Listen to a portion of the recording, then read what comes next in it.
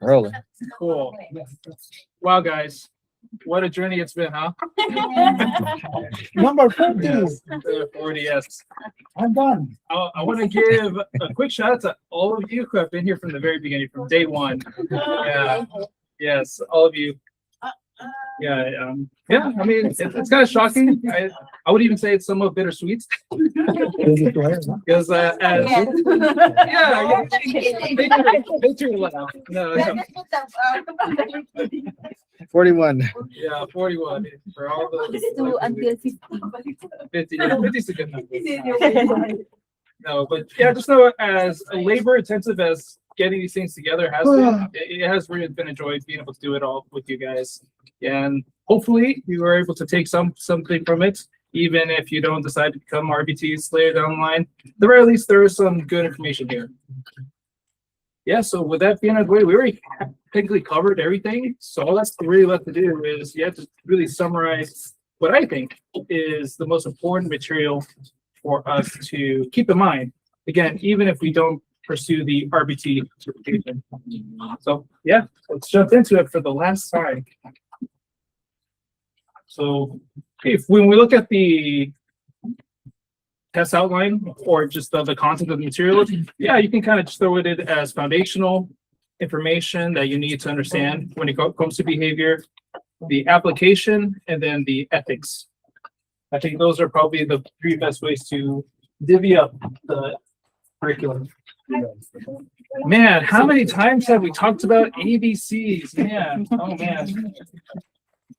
I think one of the reasons I really want to stress ABC data collection is it really gives us a great framework to understand behavior. Because again, even if behavior appears to just happen out of the blue, there is always a context that occurs in. There's always something that happens before. There's usually a trigger or the antecedents, the behavior itself, and then what happens immediately after, because those two really do influence the behavior, how likely it's likely to occur again, whether or not it's less likely, all these other things that we have to take into consideration. So yeah, ABC. Yes, consequence, it's not something bad that happens to the person or to the individual. It's just what happens immediately after. I know consequence and punishment tend to be very scary words with a lot of teeth, but at least in this context, they're simply technical terms that tell us, oh, is behavior happening less, or in this case, the consequences, what just happens afterwards? It doesn't have to be necessarily bad. So we just take this example. Let's say we have a client named Johnny. Antecedent is he's given the request or the instruction to take out the trash. The behavior itself is he throws the trash bin onto the floor. I've been there. And the consequence is the staff telling Johnny, yeah, you need a break. How about you go outside for 10 minutes? You know, enjoy the patio area. So here we can see that there's clearly a trigger, the behavior itself, and what happens afterwards. And yes. Can we equate this with falling in love? Well, falling in love is a lot more complex. Yes. We can. Yeah, there's a clear antecedent. Let's just say there may be some attraction there, some form of proximity where the two individuals begin to understand or see that they have a lot in common. It's, oh, you enjoy that, so do I. And if that happens enough times, it gets reinforced, as we are going to talk about a little later. The behavior then is most likely the guy asking the girl out, and then the consequences then get married. But that's later on. So we could say women have behaviors or men have behaviors? Everybody has behaviors. Oh, okay. The consequence is punishment. No, consequence is not punishment. You clearly need to break. Go and sit in the patio for 10 minutes. That's a punishment. Or Not necessarily. not necessarily the punishment. Not necessarily, because from this point of view, maybe Johnny wanted to go out in the patio area because he knows, oh, if I knock it down, I get a break. So in this case, it would actually be negative reinforcement or escape. So if you knock the trash bin down, you can escape the woman for 10 minutes. And then No, the, let's get to that. We don't the know. cons- We don't know the gender of the staff. It's Oh, fine. or vice versa. Yeah. Okay. You know, Because ABC, sometimes one client will just flip the chair. Yeah. Yeah. And if we understand why they did that, let's say they were given the instruction to either throw the trash away or to do something else. No, he said, sit down. It's So okay. this is more of, well, again, it depends what the behavior is. There is a place for escape extinction, which is what that is. You don't allow them to escape and follow through the task, but that's more on like case by case basis. Yes. In this case, individual most likely did it so then they can escape the task. All right, guys, your turn. We're going to read the scenario. And for those of you who have been here from the very beginning, I'm just taking it right from, I think, the second or first class we did. While in the activity room, staff approached Mark, not our Mark, of course, and placed his hand on his shoulder, stating, "Mark, it is time to stop your puzzle and head to the van for our outing." Mark immediately dropped to the floor and began to scream. In response, the staff tells Mark that he can stay inside and finish his puzzle while the rest of the group leaves. Okay. What is the antecedent, behavior, and consequence? Now, we usually do these. I think it's usually easier to start with the behavior. So what is the target behavior? What behavior are we interested in here? You asking for the behavior? Yes. Mark, even if you jump to the floor and begins to scream. Does everybody agree with Willie? Behavior Yeah, is that's the behavior. Mark falling onto the floor and screaming? Yeah.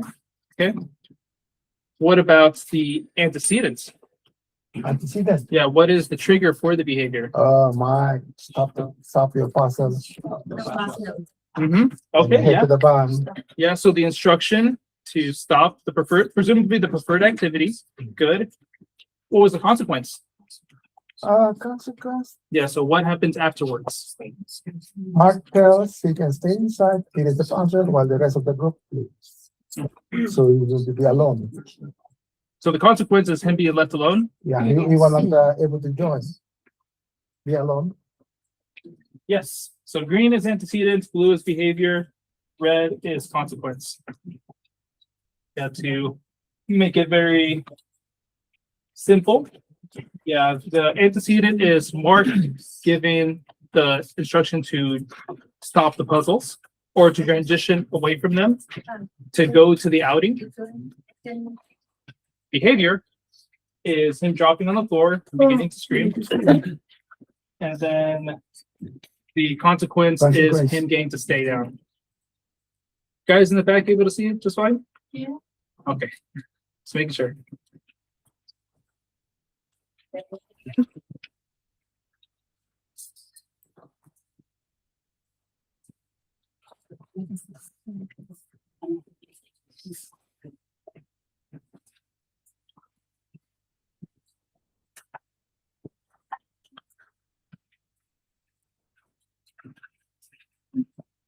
Yeah, these are always really useful drills to do when it comes to identifying behavior.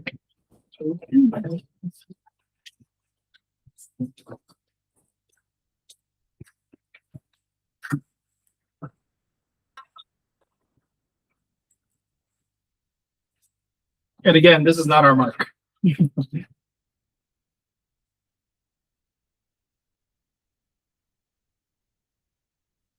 You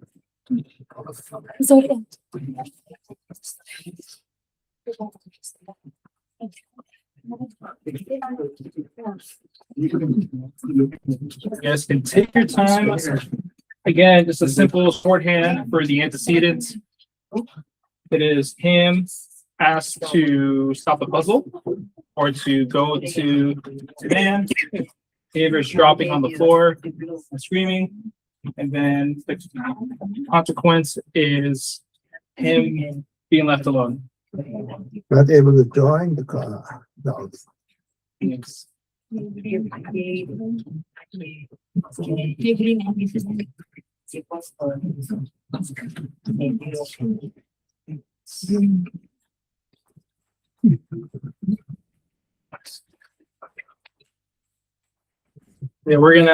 know we're gonna get a few new clients in when the new room opens up. And with new clients, it's gonna be a good opportunity for us to collect some ABC data. So we can work on their behavior plan or their goals for the ISP and the VIP. So I see this as being very timely. Agency. Okay. You guys ready? Yes. I do not want to rush you.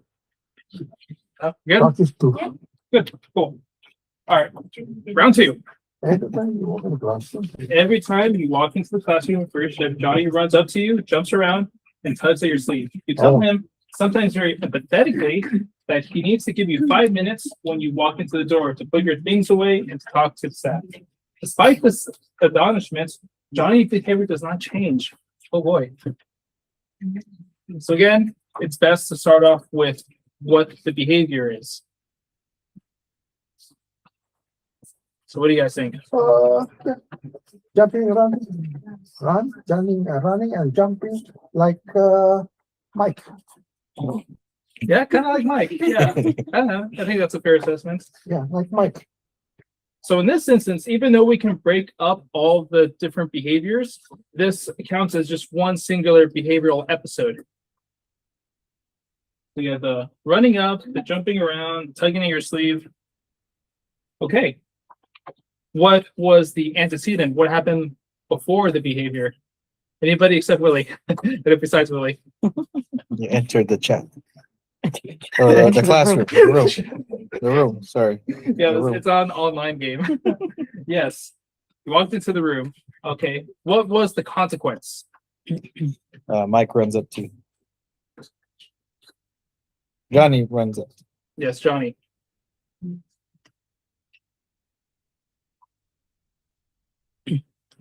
What happened immediately after the behavior? Staff gives requests. Yes. Hey, give me 5 minutes. I just got here. Yeah. Good. Yeah. Antecedents, you walk in, you enter the environment. The behavior, again, we can single these out, but it's much more useful to think of them in terms of a behavioral episode where they're all kind of put together. And then the consequences are request for 5 minutes, 5 additional minutes. And a little bit about Johnny's behavior not changing, that is irrelevant to the ABC. So antecedents, you walk into the room. Behavior, Johnny runs up to you, pulls on your sleeve. Consequence, you ask for 5 minutes.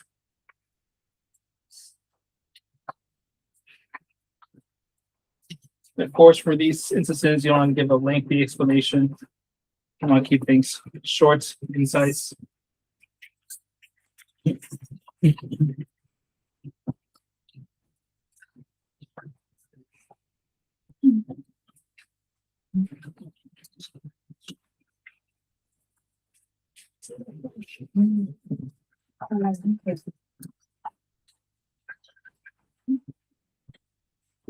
And don't feel obliged to write the whole scenario down.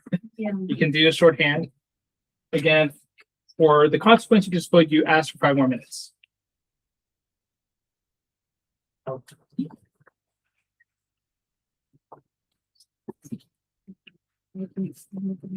Okay.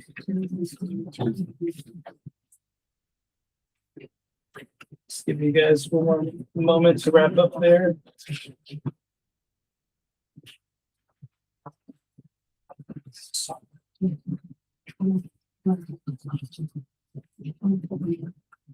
Okay. You guys ready? Move on. Need two more moments. 35. This next one is going to be a video. So this can be a little bit more collaborative. Yeah, sure. Get into it. Practice video. Okay. This one is, I put that one shorter than I we probably watched this one before. And if necessary, I'll play it more than once. Okay. You guys ready? Good day. Hey, where are you? Oh, you think yourself is okay.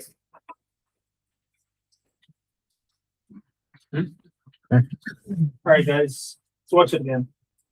Yeah, you had fun today? Good day. Hey, where are you? Oh, you think yourself is okay.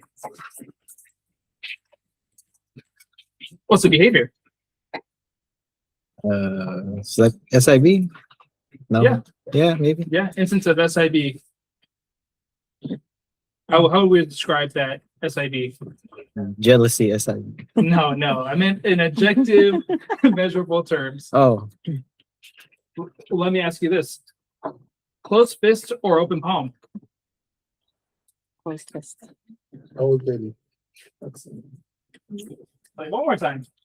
Good day. Hey, where are you? The old lady. it's like half and half. Yeah. Or like open, more open. That was open. Yeah, I think that was open. Yeah. And then where did she strike? Temple. Or side of her ear, maybe.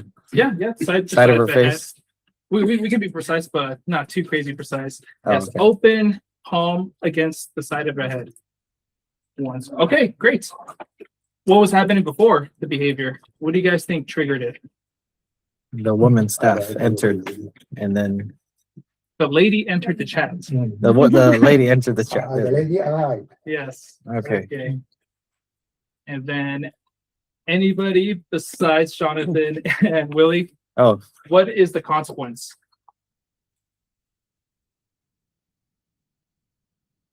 So what happened immediately after the SIB?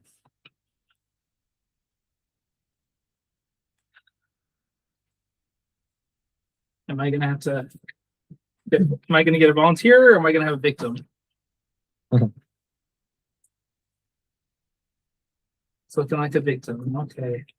Don't worry, Danny, you're off the hook. James. we can watch it again if you feel like. Yes. Let's do that. So we're gonna. You. Oh, you think yourself is okay. So she hit herself, and then how did the teacher respond?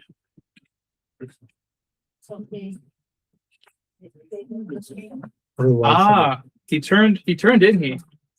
And then he said, "Okay, you don't have to hit yourself." Kind of seems like she got some attention there, huh? Yeah. Yeah, that's right. Cool. Ed got it. All right, so that's ABC. Moving on to the next incredibly important topic. Functions of behavior. Yes. Best way to remember the functions is with the acronym SEAT. That stands for sensory or automatic. This is when it's done directly by the individual to get some form of either sensory stimulation or to get rid of pain. Yeah, because we usually associate with making you feel good, but at the same time, you can also do things such as pressing against your cheek when you have a toothache. That's also automatic or sensory, since you're trying to remove some pain. Escape, trying to avoid something, trying to escape somebody you don't like, something you don't like, anything unpleasant. Attention, this is receiving a reaction from others or a response from others. And yeah, tangible being that of items or activities, things you like. So whenever we talk about the client's behavior, the reason why they may do it usually falls within those 4 categories. Sometimes it's an intermixing of a few functions, actually. Sometimes it's very clear cut. I'm sure you can think of some clients who do things almost exclusively for attention, just to get your reactions. And then you can also think of instances where clients specifically do something just to get something, like soda. Okay. Yeah, to give you guys some other examples, yeah, for sensory, this could be just simply tapping the table with a pen. I sometimes do that from time to time because it feels good. Escaping, yeah, yelling to get out of doing a complex task. Tension, making rude comments so then you can get somebody else to say something. We all know exactly who that might be describing. And then, yeah, tangible. Yeah, waiting for somebody to do something such as turn their back just so then they can grab their food.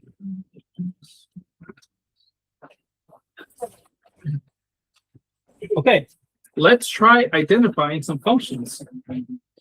At a local park, a child sees an ice cream truck and begins to cry and pulls onto their parent's hand. The parents immediately buys the child a chocolate cone, and then the child stops crying. So what function does the crying serve?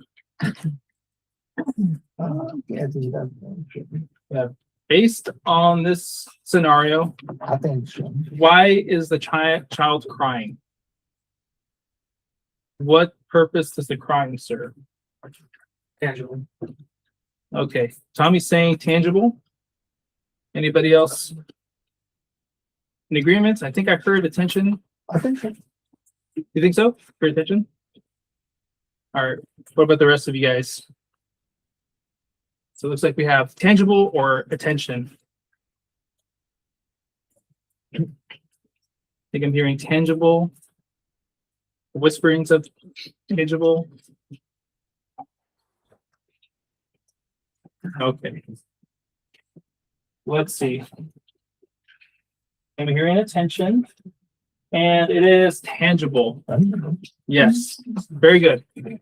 Tangible because they didn't necessarily want just the attention of their parents. They wanted the ice cream.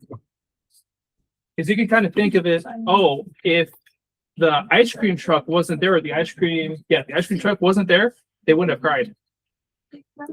And then they would have gotten the parents' attention possibly in a different way.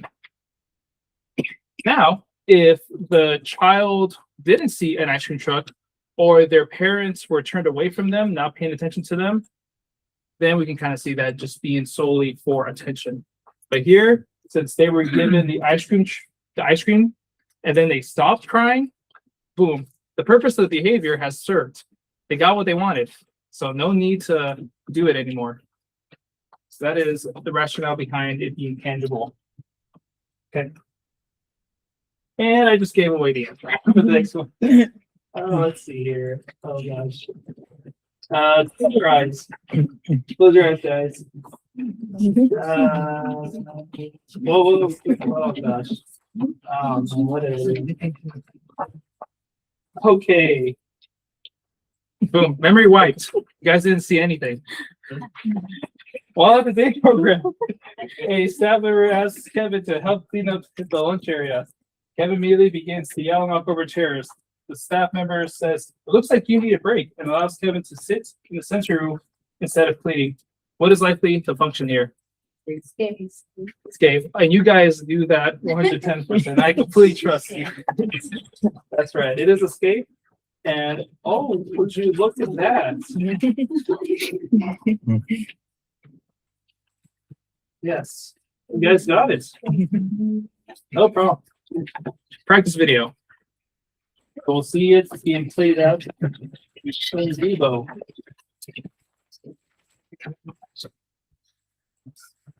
Okay. This is another really short one, so if you blink, you miss it. Let's see. Shirley, I'm on the phone, Linda. Shirley, Linda, I'm on the phone. I'm on the phone, okay? Shirley, go sit there. I'm on the phone right now. Okay. Do we need to watch it again, or do you guys think you got it?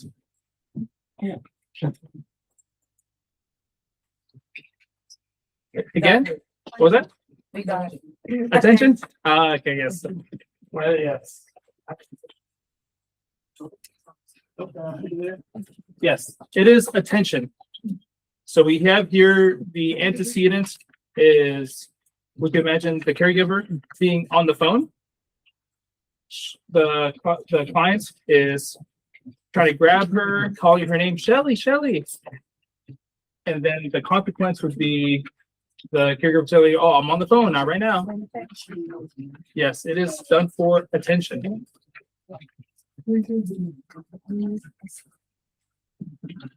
Usually the antecedent to attention maintained behavior is the presence of somebody that you want attention from, and they're currently not giving you the attention. That's a useful way to think about it. Okay, those are functions. Just to wrap up this part about,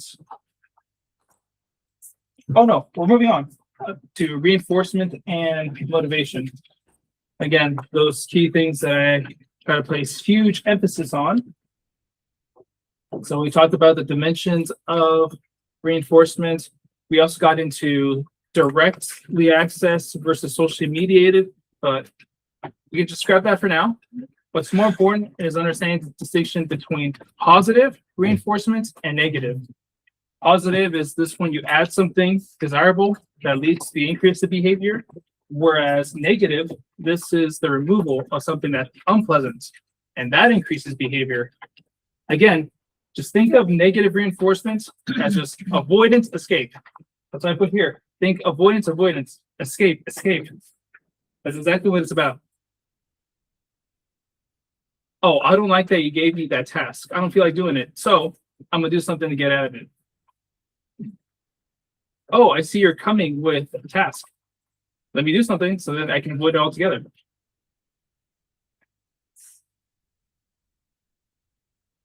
And when we start talking about preferences and reinforcers, that's when we can recognize that even if all is the same, things are going to be valued differently given the context, given what may be going on throughout the day. The example I always like to come back to time and time again is how much I love coffee, as you guys know. However, I would probably not find it the most reinforcing or most rewarding thing at 8 p.m. at night.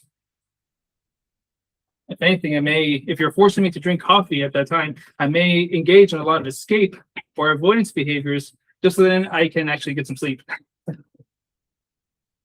So whenever we're talking about the motivational definitions of behavior, that's when we're discussing MOs, which is anything that changes or alters the effect of a reward or a reinforcer.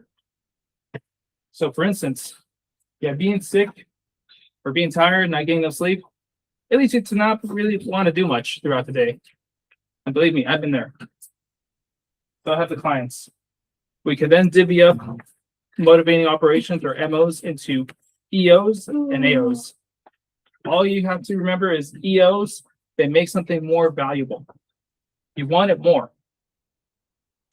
So for clients who, let's say they've been left alone for a little bit, they went to a quiet room for a good period of time, they're most likely going to find social interaction much more rewarding than if they were around other clients for a brief period of time.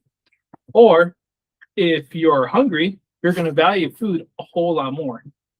You're going to engage in a lot more food-seeking behaviors in order to get it because it's more valuable. Same thing with AOs. All you have to recognize is that they make things less valuable.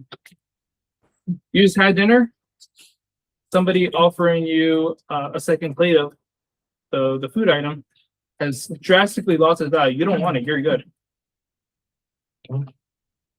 In the case of clients, typically if we're to use a food item as a reinforcer, probably not the best idea to do it after lunch. So that is EOs and AOs. Then when it comes to the delivery of reinforcement, it has to be done immediately and contingently, which just means that the behavior, the desired behavior done is responsible for the reward or the reinforcer. It has to be very clear to someone like Justin that the reason why he's getting a DVD is not because he's yelling out, I want bad behavior, I want bad behavior, but it's because he did a little bit of work. So for instance, and somebody like Brian needs to also learn to recognize that he is getting a hug, not because he just kind of just lunges right at you, but because he asked for it, he was able to sign for it. Which I tried to do today, but he seemed to be perfectly content with just 3 handshakes. So that's where we're at with it. Okay. Procedures. I'm gonna keep this one super quick. I promise you guys.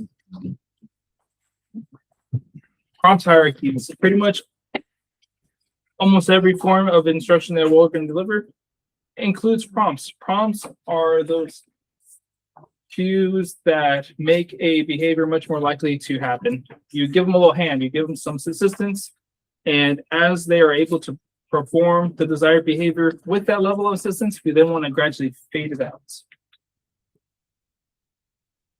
And we usually lay it out in a prompt hierarchy from the most intrusive to least intrusive, or vice versa, least intrusive to most intrusive. So the idea would be then being able to do it independently.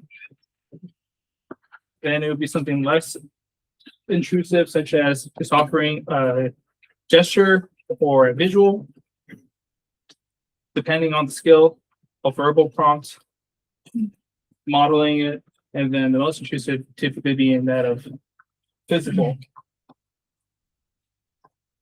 Let's give you an example. Hand washing. Ideally, bam, client is able to go wash their hands right after they use the restroom. Them finishing their toileting is a natural cue to go wash your hands. However, maybe most of the clients, let's say some of them may not be there, but may not be there, and they can be. So then we would offer a point to seek as a gesture. The verbal instruction to wash their hands, either that of modeling, so that would be a little bit more intrusive because they have to attend to the entire motion, and then the physical hand over hand being the most intrusive. Yeah, so for those clients that are learning to wash their hands independently, that's what we got for them as far as for their ISP goals. Okay, got some quick questions for you regarding prompting. Which of the following is a full verbal prompt for a client learning to greet a peer? So if you guys recall, we talked about distinguishing partial verbal, where you only give a bit of the word, a full verbal, where you give them the complete thing they have to say, and a indirect verbal, which is kind of a indirect question. Oh, what can you say, for instance? Full verbal prompt. Hello. So am I hearing B? Say hello. You guys are exactly right. Yes. Say hello to so-and-so. Say hi. Yeah, say hi, exactly. And then we want to fade that, then we can instead ask, oh, what can you say to them?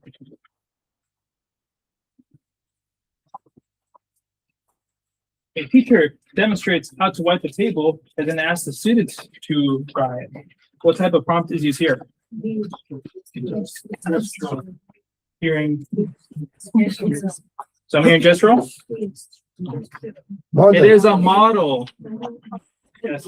Gestural would be, exactly. Pointing at the table or pointing at the towel. However, here, let me show you how it's done. Now you give it a shot. How to pee. I'm not sure many people need a model for that. No, there are some. There are some. Oh, I wouldn't doubt that. Yeah. There is. Just go standing there, doing nothing? Oh, Yeah, I know what you mean now. Yeah. Okay, cool. you could move. And you could move. Oh, Okay. So now when we talk about the instructional methods, we spend a bit of time discussing discrete trial training and chaining and all. I think the two most important for us to recognize are the task analysis. So this is when we take that big and complex step like washing hands and breaking them down into smaller, more manageable, teachable chunks. That, and I think the bread and butter for our level of instruction, that being a naturalistic teaching. So just using the opportunities that happen throughout the day to show the clients how appropriate social interactions, getting them to do requesting, all that fun stuff.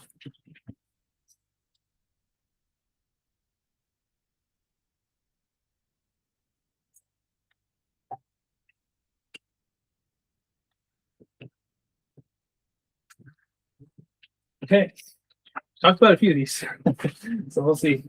While waiting for the transportation to arrive, the staff noticed a bird. They asked Johnny, "What's that? Where is it going?" And they reinforced him for saying, "It's a bird and it's going to find food."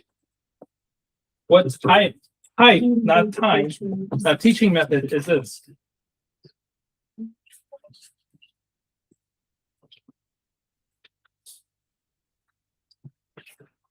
Give you guys a moment to think about it.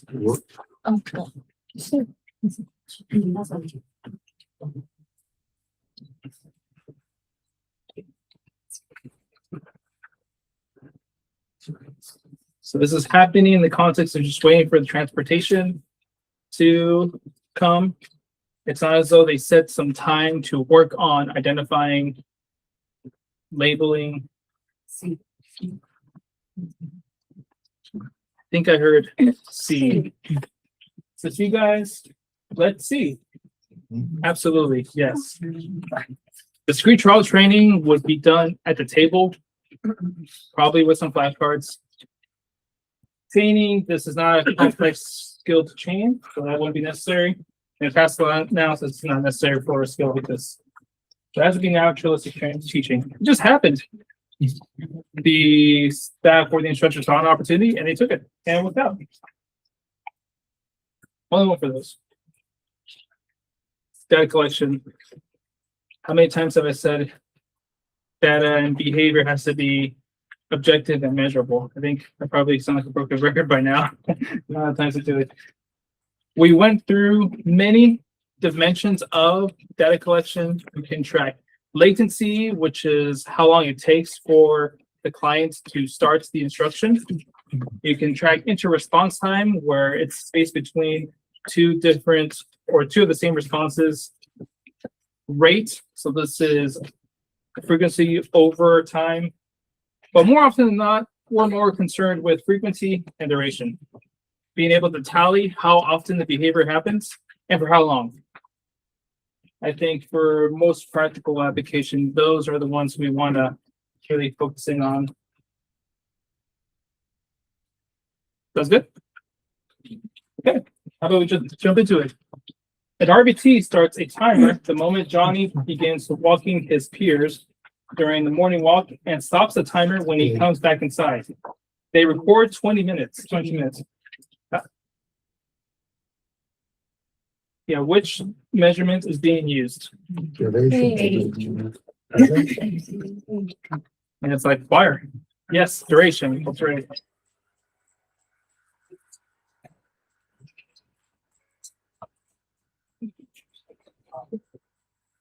Why? Yeah, it's not frequency because it only happened once, and that's not what they're tracking. Latency, they're not measuring the time it takes for Johnny to get up to go start walking. And rates, we weren't told just how long the session is. Staff stand near the front door during morning arrival and make a tally mark on the clipboard every single time Sally independently waves or says hello to a peer. What type of measurement here is used? I think I'm hearing B. Yes, frequency. If it happened, oop.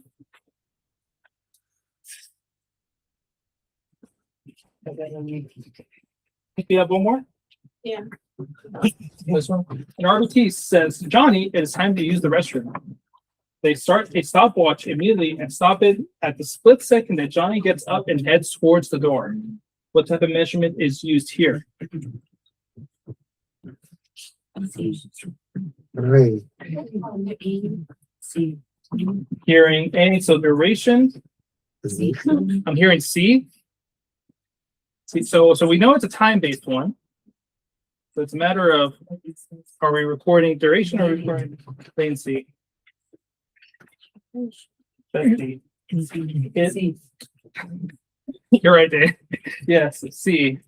What we're interested in is not how long it takes him to use the restroom, but how long it takes him to get started from when the instruction happened. Yeah, I did mention it earlier when we were explaining the definitions, but again, keep in mind when it comes to the kind of goals I want to write out, most of the time it's going to be duration and frequency. That one was for the observant types. Great. I think oh yes, final section, ethics. Treating clients with compassion, dignity, assent-based. So they say no, we gotta stop right there. Respect them. I mean, yeah, we spent almost 2 weeks on this, being able to identify what could be age appropriate nicknames for them, what wouldn't be, and of course identifying those cultural differences. Yeah, if I were to sum up the entire ethics code, it would be that. It would be that. Respect, dignity, compassion, understanding, empathy. Oh, would you look at that? Those questions we didn't finish the other time. And I think they did a pretty good job of summarizing the rest of the ethics section. Which of the following tasks is considered complete outside the RBT scope of practice? So if you guys remember, we described what was in the RBT scope of practice and what was outside of it. C. Ooh. Let's see. Yes, that's exactly right. RTs cannot change the plan. They can follow it and then make some notes, bring it to the supervisor, say, oh, hey, this is not working, or this makes no sense. We got to change it, make those suggestions. So then it can be changed. Which action best demonstrates the preservation of adult client's dignity in a day program? C. Here in C. That's right. Yes. And fortunately enough, this is something that I see you guys do all the time already. So that's great. You guys are doing a fantastic job of upholding their dignity. An RBT notices that an adult client avoids direct eye contact when receiving instructions, which is common in the client's home culture. If eye contact is not a clinical target, how should an RBT apply cultural responsiveness? DDD? Yes. Deliver instruction clearly. You don't have to. Yeah, if they don't want to look you in the eye, that's okay. They can show other ways that they're attending to your instruction. Whether or not that be simply orienting your body towards you or giving those verbal announcements. Congrats, guys. Yes. Yeah. So for those who have completed the 40 hours, we'll have a simple token by Tuesday. Tuesday. Sino yun nga? Who has completed the 40 hours? Without the Review. makeup. Wala. Yay! 40 Oh, hours congrats, straight, no guys. absences. Good. One. Pareho tayo. Again, thank you guys so much. It's been a real journey, Thank you, sir. of course. I hope you all have a great weekend. Yeah, you too. Have a good weekend, Susan.